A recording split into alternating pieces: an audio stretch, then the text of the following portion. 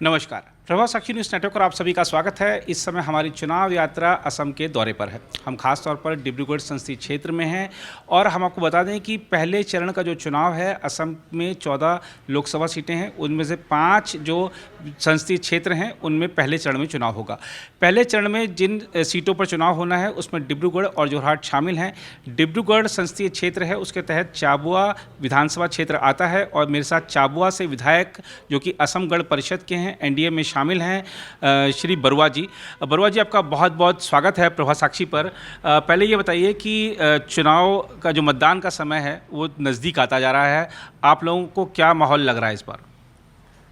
Assam Gana Parishad, Bharatiya Janata party जी, हमका जो alliance है, एनडीए अलायंस जी, एनडीए अलायंस का कैंडिडेट है सर्बानंद सोनोवाल जी। जी। 13 नंबर डिब्रूगढ़ लोकसभा। जी, सबसे पहले सोनोवाल जी एजीपी में था। जी, सोनोवाल जी एजीपी का विधायक थे। जी, सोनोवाल जी एजीपी का एमपी था डिब्रूगढ़ लोकसभा से। जी, तो फिर सोनोवाल जी डिब्रूगढ़ लोकसभा से चुनाव लड़ रहे हैं जी, एनडीए होकर। जी, ऐसे होता है आमतौर पर, जी, जे एक पार्टी से दूसरा पार्टी जब चला जाता है, जी। जिस पार्टी में पहले था उस पार्टी में जो जो चला जाता है उनका खिलाफ हो जाता है। खिलाफ हो जाता लेकिन है, जी। सोनोवाल जी ऐसा है, जी। सोनोवाल जी का व्यक्तित्व ऐसा है, सोनोवाल जी आदमी ऐसा है, जी, तो सोनोवाल को सब लोग अच्छा पाते हैं। जी। हमारा पार्टी का वर्कर, पार्टी का कार्यकर्ता जी। सब लोग सोनोवाल का सपोर्ट में है। जी। तो इस बार सोनोवाल जी फिर दोबारा डिब्रूगढ़ लोकसभा के कैंडिडेट हुआ। जी, और भारत के जो हमारा चुनाव आयोग है, जी, डिलिमिटेशन हो गया असम में। जी। 14 लोकसभा 126 असेंबली सीट में। जी। पहले चाबुआ एलएससी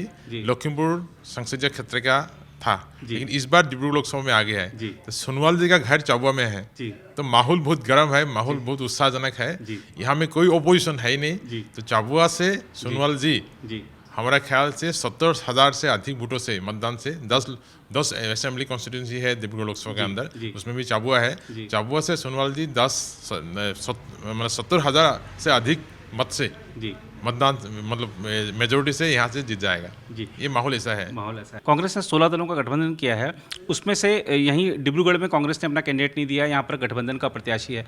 आपको लगता है कि कांग्रेस डर गई? और खास तौर पर राहुल गांधी यहाँ पर 17 तारीख को जनसभा करने वाले थे और उन्होंने कहा कि मैं तो सेकंड फेज में आऊँगा, पहले चरण में नहीं आ रहा। तो आपको लगता है कि कांग्रेस ने पहले ही हार मान ली है? कांग्रेस तो सरेंडर कर लिया है। जी, चाय बागान का वोटों के ऊपर, जी, मुस्लिम वोटों के ऊपर जी। कांग्रेस डिपेंडेबल थे। जी, लेकिन डिब्रूगढ़ का माहौल ऐसा है जी। कि चाय बागान का सारे लोग, जी, कांग्रेस की जो अपशासन था, जी, उनका जो जब हुकूमत चलता था, उन जी। लोगों ने जैसा काम किया, जी, चाय बागान के लोगों को वोट बैंक मानता था वो लोग। जी, लेकिन चाय बागान का लोगों का आंखें खुल गया। जी, उन लोग डेवलपमेंट चाहते हैं, जी, उनका विकास चाहते हैं, जी। उनका शिक्षा का, उनका कम्युनिटी का डेवलपमेंट चाहते हैं। जी। लेकिन बीजेपी सरकार जब आया, जी। सोनोवाल जी जब असम का पहला मुख्यमंत्री बना, जी। तो उसमें ऐसा माहौल बनाया, चाय बागान में एरिया में चाय बागान के लोगों के लिए, चाय बागान के लिए डेवलपमेंट का काम ऐसा किया, जी। तो चाय बागान का लोगों का अंदर में ये विश्वास आया, जी। ये जो एनडीए सरकार है, असम गण परिषद बीजेपी का जो सरकार है, यही एक रियल में, असल में उनका अपना पार्टी है, अपना सरकार है। जी। तो इनका सपोर्ट में पूरा एक दो बोल के नहीं, सारे चाय बागान का लोग उठ के आ गया है जी। और वो लोग हमका सपोर्ट में है। तो इसी माहौल के कारण, इसी वातावरण के कारण कांग्रेस यहाँ से भाग गया जी। है। और डिब्रूगढ़ जैसा सीट में जो पवन सिंह घाटवार यहाँ का केंद्रीय मंत्री रहा जी। कांग्रेस का, वो लोग चुनाव उठने का हिम्मत नहीं किया जी, और अपोजिशन का छोड़ दिया। जो अपोजिशन को छोड़ दिया, एजेपी जी, या इधर आम आदमी पार्टी का धनवार, जी, जी, तो उन लोगों को चुनाव शुरू ही नहीं हुआ है। जी, 19 तारीख को चुनाव है। जी, प्रचार के लिए जो माहौल बनाना चाहिए, जो मीटिंग होना चाहिए, जी। जो होना चाहिए, उन लोग का शुरुआत ही नहीं हुआ है। जी। मेरा ख्याल हिसाब से ये लगता है तो इन लोगों का सिक्योरिटी फॉरफिट हो जाएगा यहाँ में। सिक्योरिटी जब्त हो जाएगा।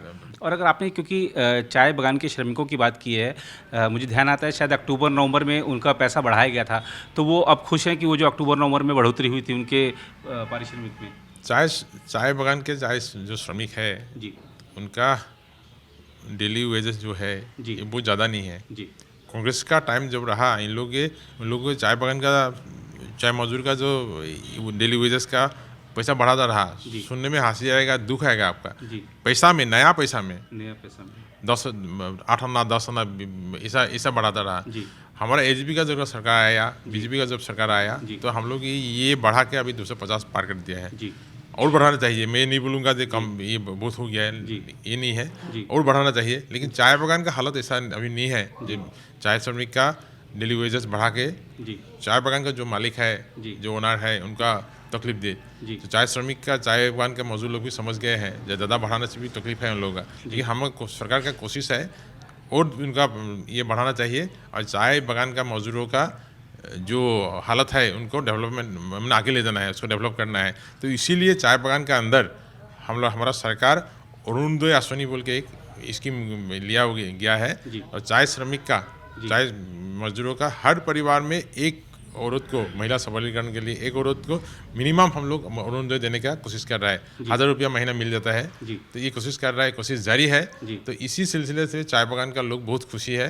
उनका जनधन अकाउंट खोल दिया हम लोग, अकाउंट में पैसा जाता है। पहले कोई अकाउंट नहीं रहा, उनका कोई हिसाब नहीं रहा, एक अकाउंट खोल दिया है। और चाय बागान में डेवलपमेंट काफ़ी सारा डेवलपमेंट हुआ है। चाय बागान में हम लोग अभी चाय tea garden model high school हम लोग बना रहे हैं, जहाँ में चाय बागान का लड़का लोग पढ़ने लिखने का अच्छा सुविधा हम लोग उपलब्ध करा रहे हैं। एक ही टाइम में हम लोग चाय बागान में प्रभु जगन्नाथ, चाय बागान का ज़्यादातर लोग उड़िया लोग हैं, प्रभु जगन्नाथ के नाम में हम लोग कम्युनिटी डेवलपमेंट सेंटर, विवाह भवन लाइक जैसा कल्चरल सेंटर, हम लोग स्किल डेवलपमेंट सेंटर बना रहे हैं। और एक ही समय में हम लोग चाय बागान में जल जीवन, प्रधानमंत्री का सपना है घर घर जल, हर घर नल हर घर जल। तो चाय बागान में शुरुआती तौर से हम लोग चाय बागान में जल जीवन मिशन का स्कीम लागू किया है। हर घर में शुद्ध जल अभी उपलब्ध हो रहा है। तो इसी बात से लेकर चाय बागान का लोग बहुत खुश है। चाय बागान का लोगों के लिए सर्बानंद सोनोवाल जी ने, जो वो मुख्यमंत्री थे थे, तो पहले चाय बागान का रास्ता, जो उनका रास्ता है, रोड है, कनेक्टिविटी के लिए चाय बागान का अथॉरिटी कुछ करते रहते, तो ये करते। लेकिन हमारा सरकार आने के बाद हर चाय बागान में करोड़ों रुपया खर्चा करके, हर बागान में 1 करोड़ रुपया स्कीम लिया था, हर बागान में करोड़ रुपया खर्चा करके व्यवहार सुलभ का रास्ता बनाया हुआ है। ये कोशिश अभी भी जारी है डॉक्टर हिमंत बिश्वा का दिन में। तो इसी वातावरण के कारण चाय बागान का लोग हमारा एनडीए सरकार के ऊपर, एजीपी के ऊपर, बीजेपी के ऊपर बहुत खुश है। तो यहाँ का वातावरण ऐसा है, मैं पहले बार बोला फिर बोला हूँ, यहाँ में कोई विरोधी नहीं है, कोई अपोजिशन नहीं है, खाली गोल पोस्ट है, हम लोग का गोल देना है, गोल करना है। और अगर हम बात करें विकास के मुद्दों से थोड़ा हटकर, जो सीए आया उसको लेकर यहाँ पर तमाम तरह की चिंताएं और भ्रम फैलाने की कोशिश की गई। सरकार ने कहा कि ये जो कानून है ये नागरिकता वापस लेने का नहीं, नागरिकता देने का कानून है, और असम को कुछ रियायत भी दी गई इससे, और नॉर्थ ईस्ट के कुछ राज्यों को भी रियायत दी गई। आपको लगता है कि सीए को लेकर जो भ्रम फैलाया गया था, अब कोई इस तरीके का वातावरण नहीं है, सब कुछ ठीक ठाक है और ये चुनाव में मुद्दा नहीं है? लोकसभा में का गृहीत हुआ है, राज्यसभा में गृहीत हो गया है। अभी इसका कानून जो है, ये इसका जो धारा है लागू करने का सरकार घोषणा किया है। तो इसके लिए पब्लिक का अंतर में थोड़ा भ्रम है, लेकिन हमने ये आश्वासन दिलाया है, हमारा सरकार ने आश्वासन दिलाया है, बांग्लादेश से कोई घुसपैठी, कोई आदमी यहाँ नागरिकता लेने के लिए कोई आएगा नहीं और देगा भी नहीं। यहाँ में जो लोग है 1971 के बाद जो लोग यहाँ में है, उनका नागरिकता मिलना चाहिए, लेकिन वो भी संख्या में बहुत ज़्यादा नहीं है। तो ये थोड़ा भ्रम था, करोड़ों लोग ये बांग्लादेश से आ जाएगा, ऐसा भ्रम था। और एक ही टाइम में हमारा एजीपी का स्थिति भी मैं बोलना चाहूँगा, जो का एजीपी सपोर्ट नहीं करता है, हम लोग नहीं मानते हैं। इसीलिए सुप्रीम कोर्ट में इसके ऊपर हम लोग अपील किया है। हम लोग चाहते हैं, केंद्र सरकार बोल रहे हैं, सुप्रीम कोर्ट में हम लोग अपील है, IMDT आइन जो रहा, IMDT एक्ट जो रहा, सर्बानंद सोनोवाल जी उसको जो सुप्रीम कोर्ट में केस के लड़के उसको हटाया था। तो हम लोग अभी एजीपी फिर लड़ रहे हैं कि का असम और नॉर्थ ईस्ट में लागू नहीं होना चाहिए। हम लोग इसलिए लागू नहीं होना चाहिए, असम एकॉर्ड के मुताबिक हम लोगों ने 1971 तक असम एकॉर्ड के जरिए 1971 तक यहाँ में जितना बांग्लादेशी था, घुसपैठी था, विदेशी था, सबको हम लोग एक्सेप्ट कर लिया, हिंदू या मुस्लिम, ये हम नहीं जाते हैं, हम लोग सब लोग एक्सेप्ट कर लिया। 30-40 करोड़ लाख लोगों को हम लोग नागरिकता यहाँ में असम एकॉर्ड का मुताबिक उनको मिल गया है।